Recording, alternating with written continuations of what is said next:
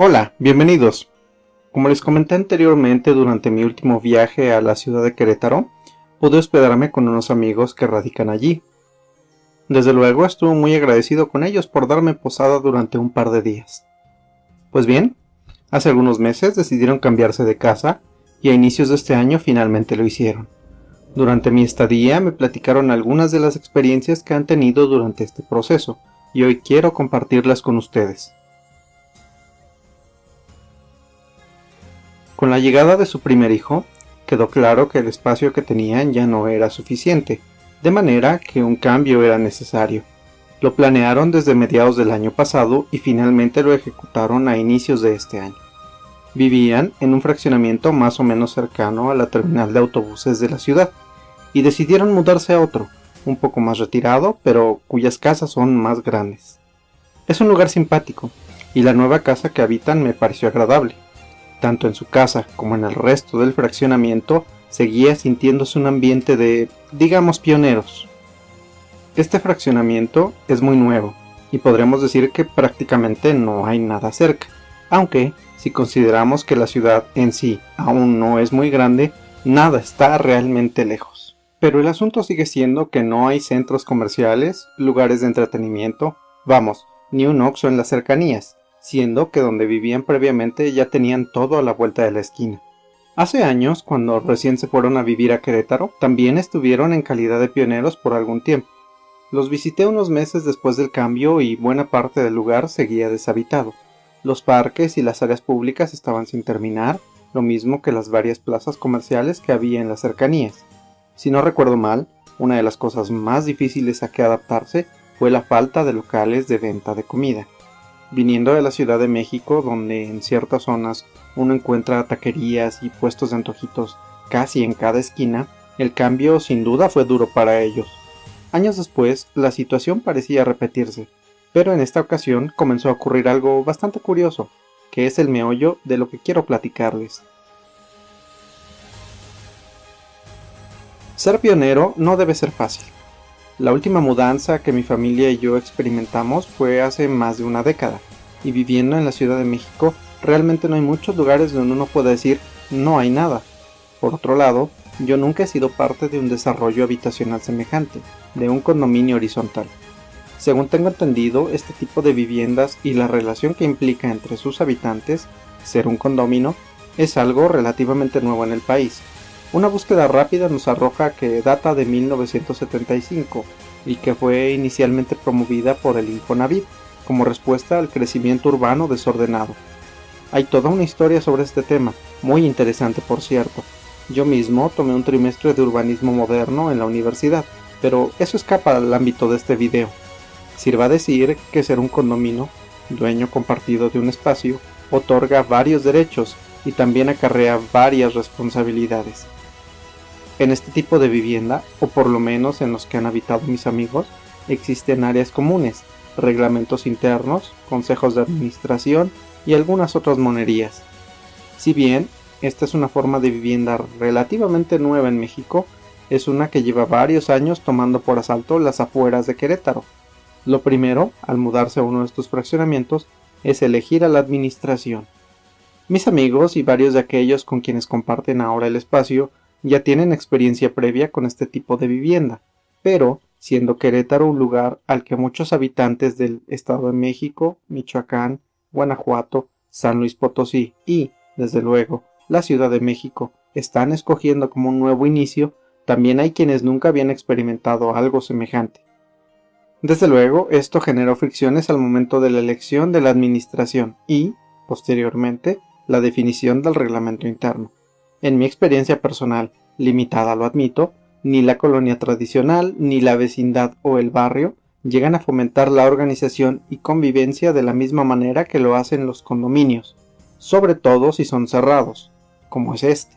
Es decir, existe una vía única de acceso y se encuentra resguardada por seguridad privada contratada por los condominios. Los espacios comunes del lugar, áreas verdes, de recreación y ejercicio o para eventos deben ser cuidados y mantenidos por todos vía una cuota mensual acordada por los condóminos y ajustada según sea necesario.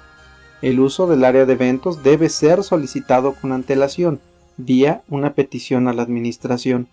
Por contraste, en el barrio, o por lo menos al sur de la Ciudad de México, si alguien quiere hacer una fiesta y no tiene espacio propio ni quiera rentar un salón, simplemente cierra la calle frente a su casa sin avisarle a nadie, coloca una lona, mesas y equipo de sonido y listo. Claro, puede invitar a los vecinos, pero eso es opcional y prácticamente nunca se los consulta previamente. Cualquier falta al reglamento interno o uso indebido de las áreas comunes previamente reportada a la administración del condominio puede acarrear una sanción administrativa o económica. Dicha sanción es acordada entre los condóminos en alguna de las reuniones regulares o extraordinaria, solicitada por alguno de ellos o por la administración. Pueden establecerse, según surja la necesidad, otros lineamientos, actividades o gastos, por ejemplo, los niveles de ruido aceptables durante algún evento o celebración, la velocidad a la que deben circular los vehículos por las calles internas, la contratación de ciertos servicios especiales como reparaciones o mantenimiento de las áreas comunes, etc. Uno, siendo muy inocente o muy poco informado, podría pensar que lo que he descrito hasta ahora no tiene nada de particular, que así es como funcionan las colonias y los barrios con espacios de convivencia común como los parques, las calles y las avenidas, que la administración, en tal caso, son las autoridades municipales, delegacionales o estatales, también electas por los habitantes, que la cuota de los condóminos es el equivalente a los impuestos, y la seguridad en tal caso serían los cuerpos de policía local, estatal o federal, a quienes se les paga con dichos impuestos. Basta con leer las noticias de los diarios, mirar las que aparecen en la televisión o escuchar la radio, o mejor aún, mirar por la ventana o salir a la calle para ver que, en buena parte del país, las cosas no están funcionando así.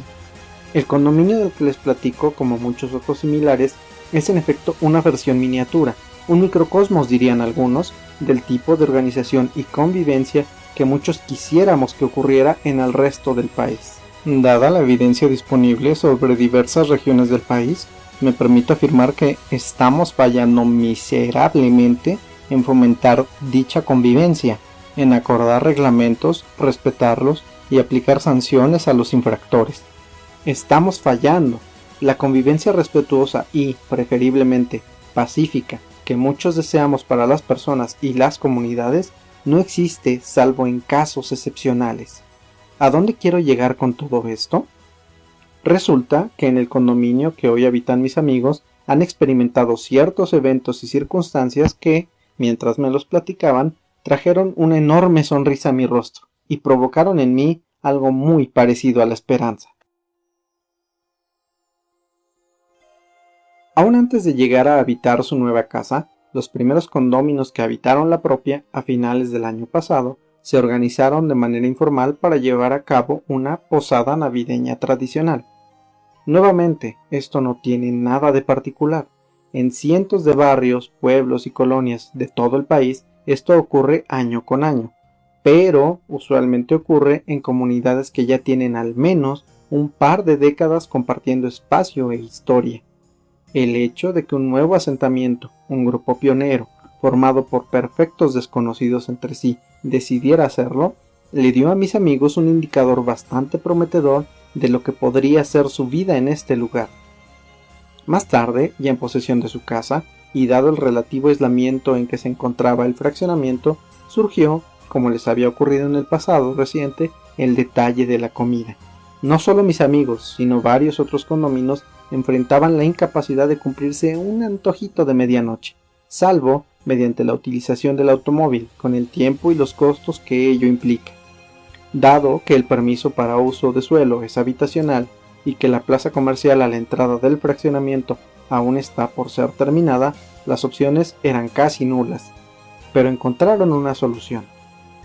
Una de las vecinas tuvo la iniciativa de preparar comida casera, a la carta o por pedido, pero estaba el impedimento del uso de suelo. Debido a que más de uno de los condóminos puede llegar a tener un antojo o simplemente desear comer algo sin la necesidad de tener que comprar los ingredientes y preparar la comida deseada, los condóminos decidieron aceptar la oferta de la vecina clasificar su propuesta como servicio a la comunidad y reglamentarla. Se determinó que si bien podría vender comida, no podría ofrecer servicio de mesa en su casa, es decir, no podría tener clientes adentro, tendría que ser comida para llevar.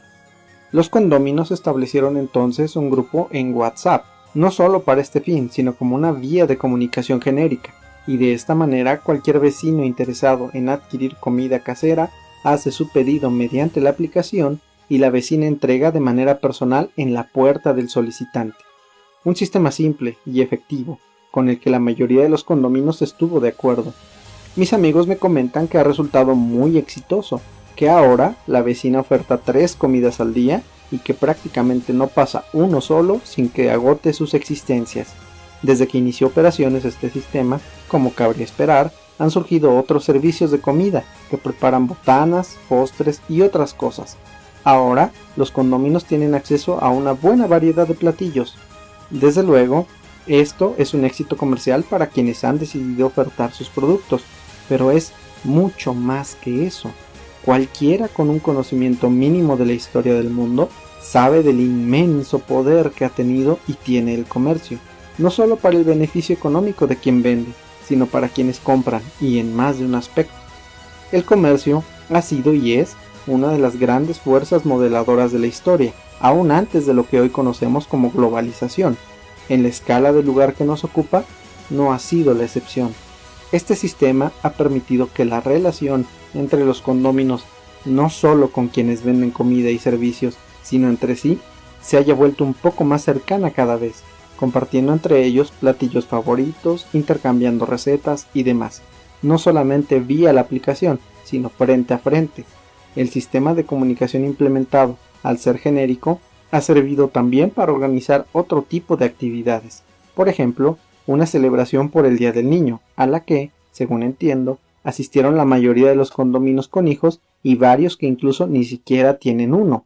Para ello se contrató los servicios de quienes ofrecen comida, postres y botanas. También se utiliza para discutir de manera informal o formal, según sea la necesidad o el tema, diversos asuntos de relevancia para la comunidad. Por ejemplo, reportar violaciones al reglamento interno y otras cosas similares. Una de las situaciones que me platicaron y que me pareció curiosa y hasta enternecedora es la siguiente. En uno de tantos días, ya por la noche, se encontraban un par de vecinos platicando frente a la casa de uno de ellos.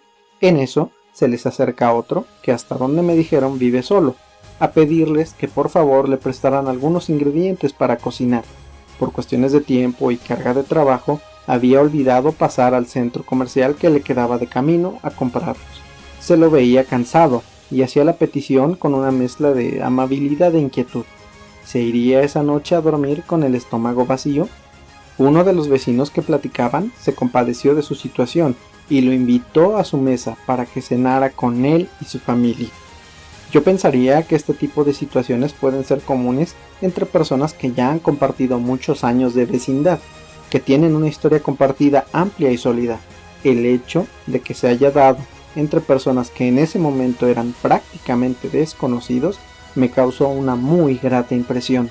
Otros eventos semejantes, grandes y pequeños, fueron parte de las pláticas que sostuve con mis amigos durante mi estancia con ellos.